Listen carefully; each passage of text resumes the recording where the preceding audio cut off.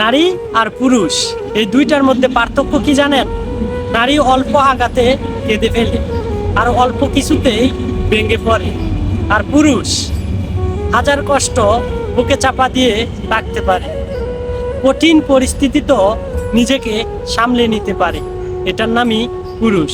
পুরুষ মানুষ হওয়া তত সহজ নয়, কারণ একটা পুরুষের কষ্ট যদি 100টা নারীর কাছেও ভাগ করে দেওয়া হয়, তারপরও নারী নিতে পারবে না। এটার নামই পুরুষ। পুরুষ মানুষকে স্বার্থ ছাড়া কেউ ভালোবাসে না।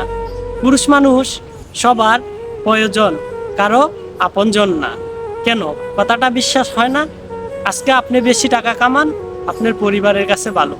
আপনি আজকে বেশি টাকা কামান, আপনার বাবা মার কাছে আপনি ভালো ছেলে। আপনার পকেট ভরা আজকে টাকা আছে, আপনি সবার কাছে প্রিয়।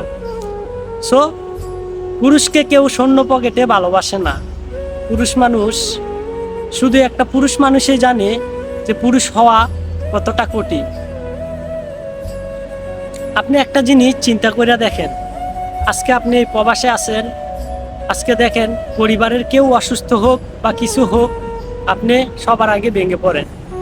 তখন আপনার কাছেই পরিবার আগে ফোন দেয়, যে কোনো সমস্যায় পড়লে, টাকার প্রয়োজন বা কিছু প্রয়োজন হইলেই কিন্তু প্রবাসীদের কাছে ফোন দেয়, বলে অমুকে অসুস্থ, অমুকে অসুস্থ, টাকা পাঠাতে হবে।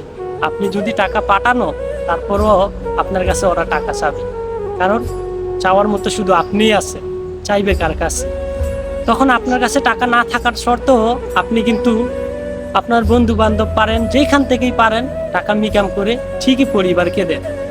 কিন্তু একটা প্রবাসী যখন এই প্রবাসে অসুস্থ থাকে, দেখেন তো দেশের থেকে কয়জনে টাকা পাঠায়? একটা প্রবাসী অসুস্থ হইলে তার পাশে কেউ থাকে না। এই প্রবাসীরাই শুধু বুঝে যে অসুস্থ থাকা একটা প্রবাসে কতটা কঠিন। একটা প্রবাসী সবার কাছে শুধু প্রয়োজন, কারো কাছে আপনজন না। আজকে আপনি কাজ করতে পারতেছেন, আজকে আপনি টাকা ইনকাম করতে পারতেছেন, তাই সবার কাছে আপনি ভালো। যেদিন আপনি টাকা কাজ করতে পারবেন না, আপনার পকেটে টাকা থাকবে না, আপনার পাশে কাউকে পাবেন না। কথাটা বিশ্বাস হয় না? দেখেন লিলি,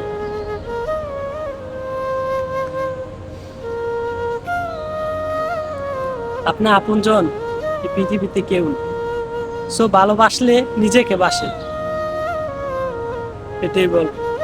এই পৃথিবীতে কাউকে কেউ স্বার্থ ছাড়া ভালোবাসে না। সেটা পরিবার বলেন, আত্মীয় স্বজন বলেন, যাকেই বলেন না কেন।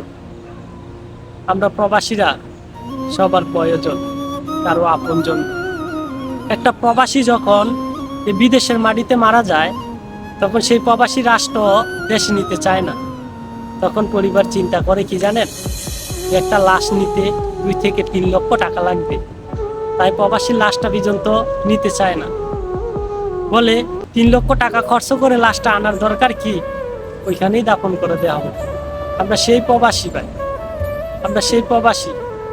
আমরা শুধু সবার কাছে প্রয়োজন, কারো কাছে আপনজন।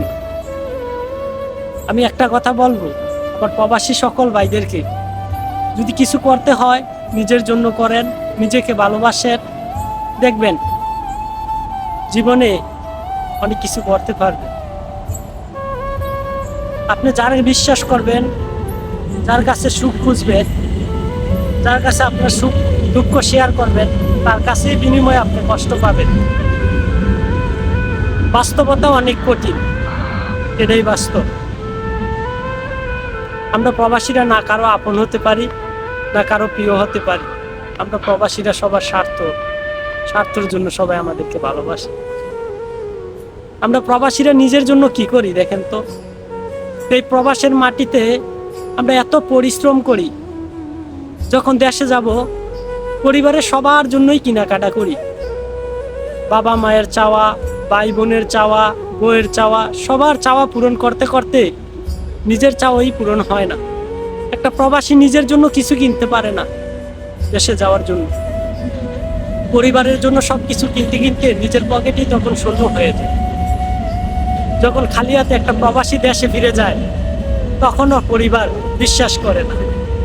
তখনও বলে কি জানেন, যে এতদিন প্রবাসী কি করে আইছো, এত টাকা কামাইছো, টাকাগুলো কই গেছে, তুমি কয় টাকা দিছো, তখন এই কথা বলবো। যদি আপনার পকেটে 1 টাকাও না রাখেন, সেটাও বিশ্বাস যাবে। সবাই মনে করে এই প্রবাসে শুধু টাকা উড়ে, টাকা খালি রাস্তাঘাটে পড়ে থাকে, প্রবাসীরা খালি টোকায় টোকায় উড়ায়।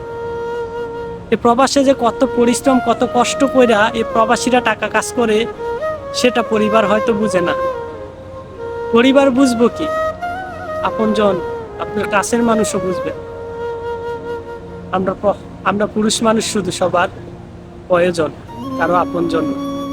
বউ বলেন, বাবা মা বলেন, প্রত্যেকের কাছেই আপনি ভালো থাকতে পারবেন যদি আপনি ভালো ইনকাম করতে পারেন। আপনার কাছে ইনকাম নাই, আপনার শূন্য পকেট, কেউ পাশে নাই, কারো ভালোবাসাও নেই। ভালোবাসা শুধু